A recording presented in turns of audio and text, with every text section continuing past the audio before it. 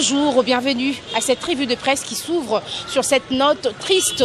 Plainte de Yvine Moleka au TGI Gombe.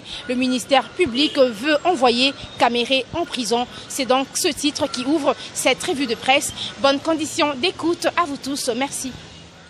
Mesdames, Messieurs, bonsoir. Le phare ouvre cette revue de presse et titre sur plainte de Yvine Moleka au TGI Gombe. Le ministère public veut envoyer Vital Kaméré en prison. 3 ans de prison ferme pour Vital Kaméré, président national de l'Union pour la Nation congolaise UNC, avec son arrestation immédiate. Telle est la réquisition adressée au juge par le ministère public au cours de l'audience du mardi 4 février 2014 au tribunal de la grande instance de Gombe. L'organe de la loi a estimé que les éléments constitutifs des infractions d'imputation dommageable et d'énonciation calomnieuse sont établis en fait comme en droit à charge du prévenu. Accusé au niveau de cette juridiction par la députée nationale Yvine Moleka, au journal d'ajouter avant d'en arriver au réquisitoire de l'officier du ministère public, les avocats du président de l'Union pour la Nation congolaise ont soulevé des préalables liés au désistement de Yvine Moleka dans la présente affaire et à la violation de l'article 78 du code organisant le barreau. En ce qui concerne le premier moyen, ces praticiens du droit ont fait savoir que leurs clients avaient déjà trouvé un arrangement à l'amiable avec Yvine Moleka, à qui il avait remis 7 000 $ par le canal de son avocat, Maître Lady Gérard.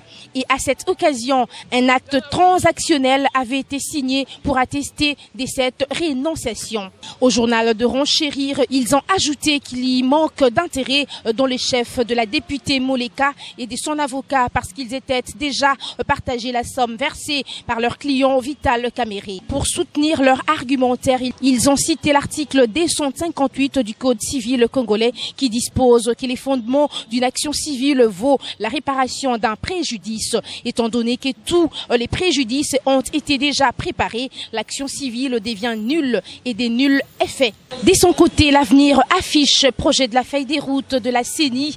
Malou élargit les consultations. Au vu du flou qui règne encore au sein de la classe politique, du retard dans la prise des décisions, aussi de la confusion apparue dans l'interprétation de la proposition de feuille de route de la CENI, la Commission électorale nationale indépendante a résolu de consulter cette semaine les responsables des confessions religieuses et la société civile ainsi que les autorités coutumières et les autres intervenants. L'objectif, en croire des sources proches de la CENI, est de savoir quelle est la lecture que font les autres composantes de la communauté nationale. L'abbé Malou appelle le peuple congolais à la plus grande vigilance, à la sérénité, mais aussi à une implication totale au processus électoral, gage des élections démocratiques et transparentes. Très grosse déception, Chikas, les vraies raisons de son refus de s'y rendre aux États-Unis, note Congo News. Étienne Tshisekedi a décliné l'invitation du Congrès américain aux journées de prière organisées à partir du 4 février. Il avait pourtant dit oui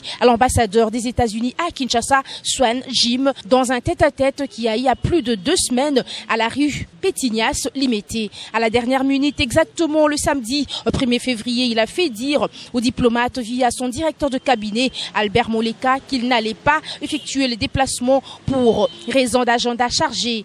Personne n'en savait rien jusque le lendemain lorsque Moleka s'est présenté seul à l'aéroport international d'Njili pour prendre les réguliers d'Air France à destination de Paris, où une correspondance de la même compagnie l'a conduit à Washington depuis hier soir. L'excuse alléguée a tout l'air fantaisiste puisque Tshisekedi passe ses journées quasiment dans la loisiveté quand il ne reçoit pas des cadres de l'UDPS pour meubler son temps. La fin de non-recevoir de Tshisekedi aux Américains qui attendaient le juger dans la perspective de l'alternance en 2016 est plutôt à mettre sur le compte de l'attitude du président autoproclamé à se considérer en tant que tel, alors que l'effet accompli de Joseph Kabila est bel et bien là. En tout état de cause, si Tshisekedi ne savait pas du tout disposer, il n'aurait pas dû aller jusque-là. Il a laissé Moleka négocier avec Swan. Mesdames, Messieurs, c'est tout pour cette revue de presse. Merci. Ainsi donc se referme cette revue de presse que nous dédions à Florie Balekomoso. Il n'y en a pas deux. Retrouvez-moi alors demain pour le compte de la revue de presse. D'ici là, excellente soirée à vous tous. Merci.